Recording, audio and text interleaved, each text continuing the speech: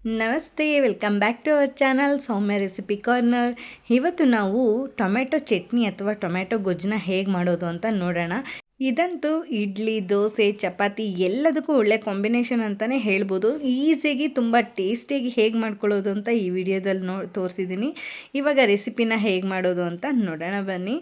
ಮೊದಲಿಗೆ ನಾನಿಲ್ಲಿ 10 ಗುಂಟೂರು ಮೆಣಸಿನಕಾಯಿ ಖಾರಕ್ಕೋಸ್ಕರ, ಹಾಗೆ 5 ಬ್ಯಾಡಗಿ ಮೆಣಸಿನ್ಕಾಯಿ ಕಲ್ಲರ್ಗೋಸ್ಕರ ನಾನು ಬಿಸಿನೀರಲ್ಲಿ ನೆನೆ ಹಾಕಿ ಇಟ್ಕೊಂಡಿದ್ದೀನಿ. ಬಿಸಿನೀರಲ್ಲಿ ನಾವು ನೆನೆ ಹಾಕಿ ಇಡೋದ್ರಿಂದ ಇದು ನಮಗೆ ಮಸಾಲಾನ ರುಬ್ಬೇಕಾದ್ರೆ ತುಂಬಾ ಚೆನ್ನಾಗಿ ನುಣ್ಣಗೆ ರುಬ್ಬತ್ತೆ. ಅದಕ್ಕೋಸ್ಕರ ನಾನು 10 ನಿಮಿಷ ಬಿಸಿನೀರಲ್ಲಿ ನೆನೆ ಹಾಕಿರೋಂತಹದ್ದು.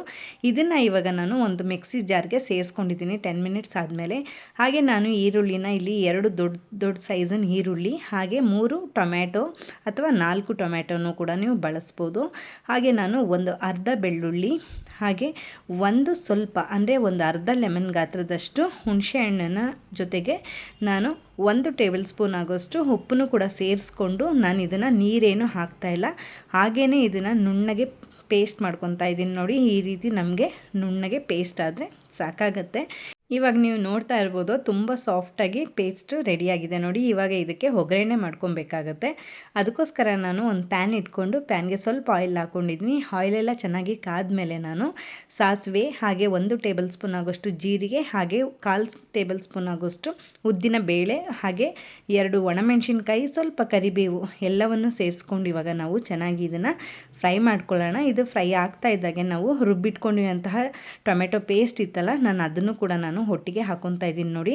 ಇದನ್ನು ನೀವು ತೆಳ್ಳಗೆ ನೀರು ಥರ ಬೇಕಿತ್ತು ಅಂದ್ರೂ ಕೂಡ ನೀವು ನೀರು ಸೇರಿಸ್ಕೊಂಡು ಇದನ್ನು ಒಳ್ಳೆ ಕನ್ಸಿಸ್ಟೆನ್ಸಿಗೆ ರೆಡಿ ಮಾಡ್ಕೊಬೋದು. ಇವತ್ತು ನಾನು ಮಾಡ್ತಾ ಇರೋವಂಥದ್ದು ಸ್ವಲ್ಪ ಗಟ್ಟಿಯಾಗೇ ಇದನ್ನು ರೆಡಿ ಮಾಡ್ಕೊತಾ ಇದ್ದೀನಿ ನೋಡಿ.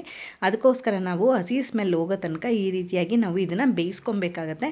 ನಮಗೆ ಹಸಿ ಸ್ಮೆಲ್ ಹೋದ್ರೇ ಚೆನ್ನಾಗಿ ಬರುತ್ತೆ. ಯಾಕೆಂದರೆ ಟೊಮೆಟೊ ಎಲ್ಲ, ಈರುಳ್ಳಿ ಎಲ್ಲ ನಾವು ಹಸಿಯಾಗಿ ಹಾಕಿರೋದ್ರಿಂದ ನಮಗೆ ಇದು ಒಂದು 5 ರಿಂದ 10 ನಿಮಿಷಗಳ ಕಾಲ ಸ್ವಲ್ಪ ಚೆನ್ನಾಗಿ ಬೇಯಿಸ್ಕೊಬೇಕಾಗತ್ತೆ. ಗಟ್ಟಿ ಆಗೋ ತನಕ ನಾವು ಬೇಯಿಸ್ಕೊಬೇಕಾಗತ್ತೆ ನೋಡಿ.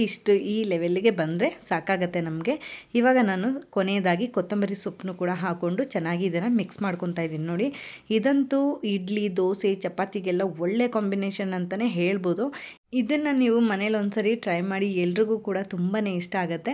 ಟ್ರೈ ಮಾಡಿದ್ಮೇಲೆ ಹೇಗೆ ಬಂತು ಅಂತ ನನಗೆ ಮಿಸ್ ಮಾಡದೆ ಕಾಮೆಂಟ್ ಮಾಡಿ ತಿಳಿಸಿ, ಓಕೆನಾ? ಐ ಹೋಪ್ ಈ ವಿಡಿಯೋ ನಿಮಗೆ ಇಷ್ಟ ಆಗಿದೆ ಅಂತ ಭಾವಿಸ್ತೀನಿ. ವಿಡಿಯೋ ಇಷ್ಟ ಆಗಿದೆ ವಿಡಿಯೋಗೆ ಲೈಕ್, ಶೇರ್, ಕಾಮೆಂಟ್ ಮಾಡೋದು ಮರಿಬೇಡಿ. ಹಾಗೆ ವಿಡಿಯೋ ಯೂಸ್ಫುಲ್ ಅನ್ಸರೆ ನಿಮ್ಮ ಫ್ರೆಂಡ್ಸ್ ಆ್ಯಂಡ್ ಫ್ಯಾಮಿಲಿಗೂ ಕೂಡ ವಿಡಿಯೋನ ಶೇರ್ ಮಾಡಿ ಅಂತ ಕೇಳ್ತಾ, ಯಾರೆಲ್ಲ ನನ್ನ ಚಾನಲ್ನ ಸಬ್ಸ್ಕ್ರೈಬ್ ಮಾಡ್ಕೊಂಡು ನೋಡ್ತಾ ಇದ್ದೀರಾ, ಥ್ಯಾಂಕ್ ಯು ಸೋ ಮಚ್. ಹಾಗೆ ಸಬ್ಸ್ಕ್ರೈಬ್ ಮಾಡ್ಕೊಳ್ದೆ ನೋಡ್ತಾ ಇದ್ದರೆ ಖಂಡಿತವಾಗ್ಲೂ ಈ ಕೂಡಲೇ ಸಬ್ಸ್ಕ್ರೈಬ್ ಮಾಡ್ಕೊಂಡು ನೋಡಿ ಅಂತ ಕೇಳ್ತೀನಿ.